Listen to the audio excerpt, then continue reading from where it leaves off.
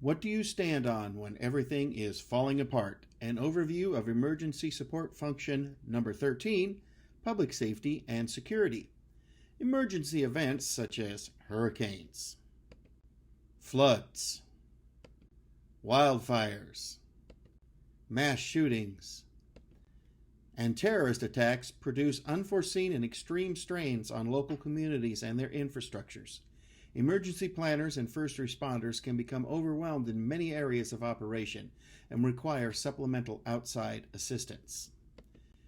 Emergency Support Function number 13, also known as ESF13, is an annex to the National Response Framework, or the NRF, and is designed to address issues regarding public safety and security in the event of an emergency that overwhelms local law enforcement and security resources. It doesn't take a lot of imagination to envision these local law enforcement and security resources becoming overwhelmed in the face of a disaster. The initial disaster itself may tax those resources beyond their limits, such as with a mass shooting or terrorist attack, or it may be the immediate aftermath and recovery that overwhelms local responders, such as in hurricane or flood situations involving evacuees and the security needs that come with displaced people. In longer-term responses, such as an infectious disease pandemic, there will be security needs at various locations and times, such as testing or immunization sites. The security needs will almost certainly change and evolve over the course of the emergency response. And in all cases, there will be a need to provide security for the emergency responders themselves and their physical infrastructure and workplaces so they can do their jobs and effectively respond to the emergency. Sadly, recent events such as the COVID-19 pandemic have shown that not every member of the community is supportive of emergency responders, and some people are actively hostile toward them. They may seek to disrupt their activities or even harm the emergency responders. This is perhaps the most important function of ESF13, as without emergency responders, you have no emergency response.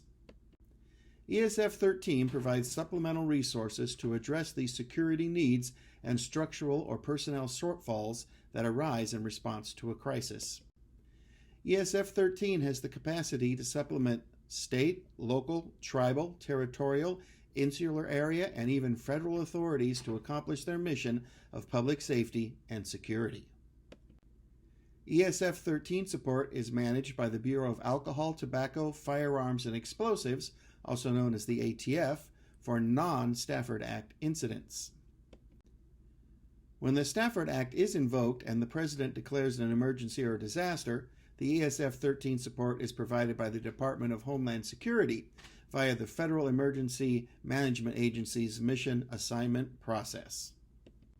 The core capability of ESF13 is on-scene security, protection, and law enforcement.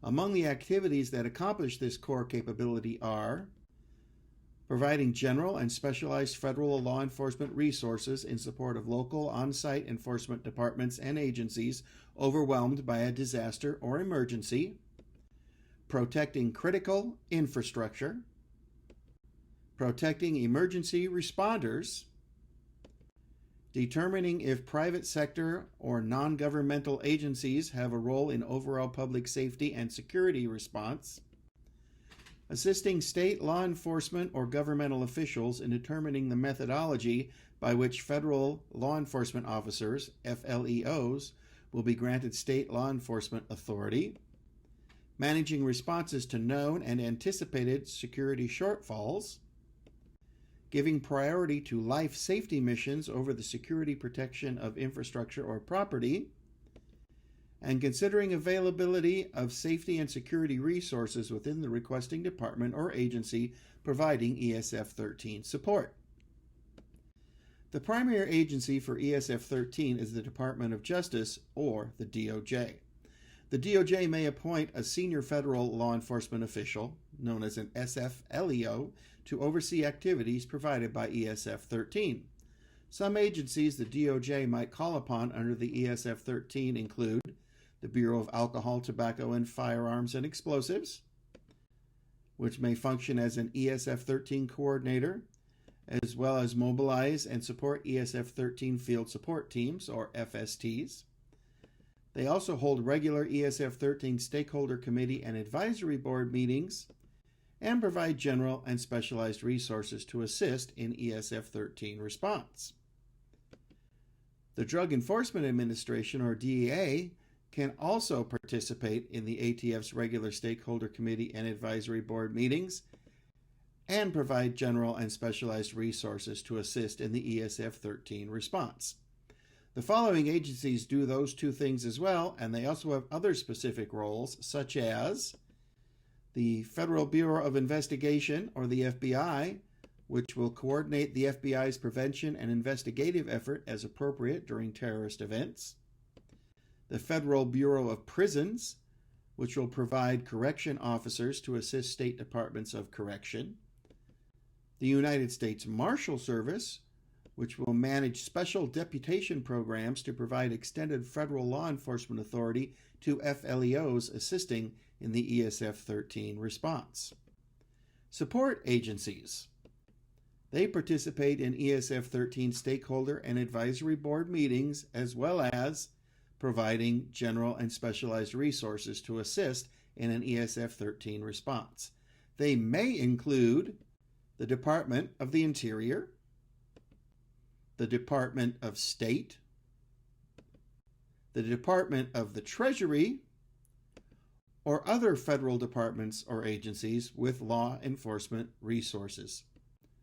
Other support agencies with additional roles include the Department of Homeland Security, which can assist in staffing field support teams, provide federal law enforcement resources to member departments and agencies, including Customs and Border Protection, Immigration and Customs Enforcement, Federal Protective Service, the United States Secret Service, Office of the Inspector General, the United States Coast Guard, the Transportation and Security Administration, as well as the Federal Air Marshals.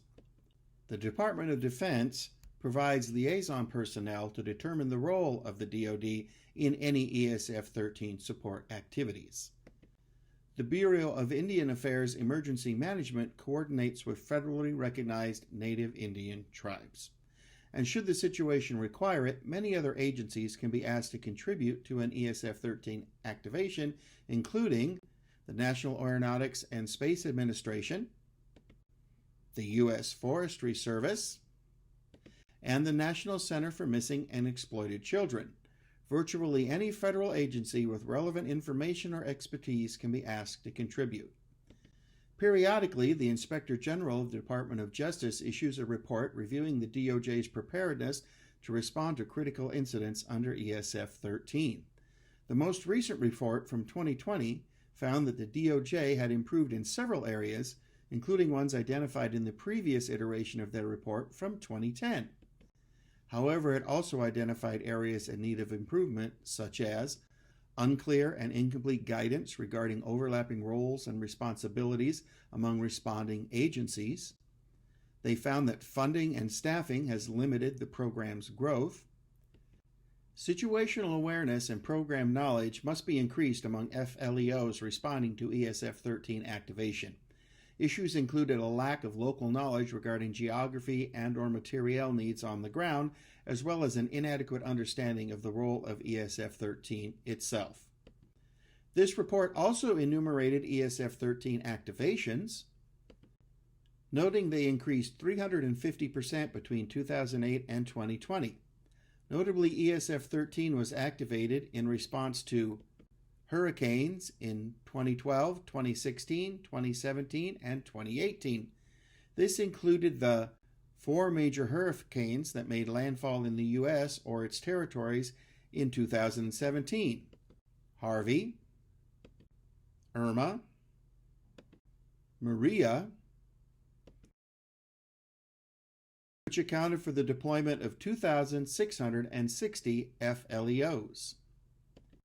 In conclusion, when things get hairy out there, and operational security for emergency responders and their operations is critical for the success of a response, a successful response means limiting or diminishing the loss of life, health, and property. To foster that mission and maximize success, ESF13 operations are absolutely mission critical.